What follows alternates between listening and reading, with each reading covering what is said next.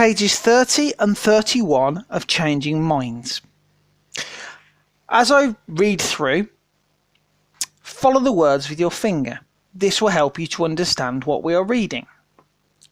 Also, you may want to pause the video so that you can take notes for your two lists of how the poor of Bristol were helped and how they were punished.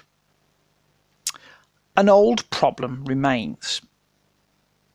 The next 90 years were not easy for Bristol or for the rest of the country. Famine, that means not having enough food, and plague kept returning. The number of poor people continued to rise. Some decided to leave the country forever and go to America. But so many remained that the richer people had to pay more and more poor rate. This upset them. They said that some lazy poor now expected the parish to look after them.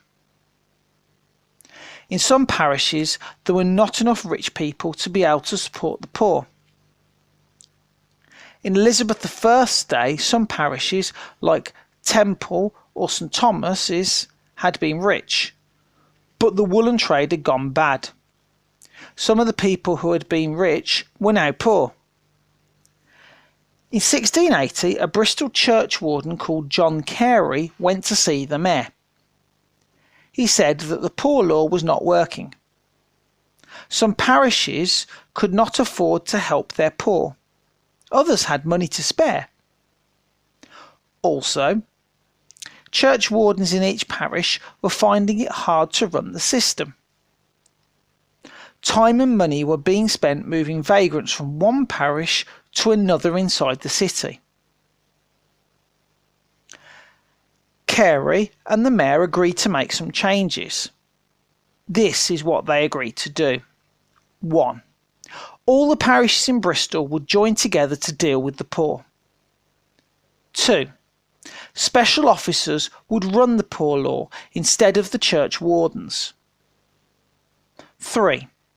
The mayor would decide how much poor rate each parish could afford to pay. 4. A new house of correction would be built, a workhouse. Anyone in Bristol who was unemployed but fit could be sent there and forced to work. This including children from families who could not afford to feed them properly. In 1696, Bristol had its new workhouse. It had a special sign made. The sign showed a beehive surrounded by buzzing bees. Inside, there was a grim reminder that they were there to work. The new workhouse had a whipping post and a prison room complete with chains. Other cities were so impressed by Bristol's solutions that they copied them.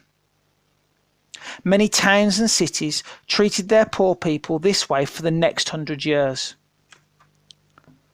But the problem was not solved. The arguments continued.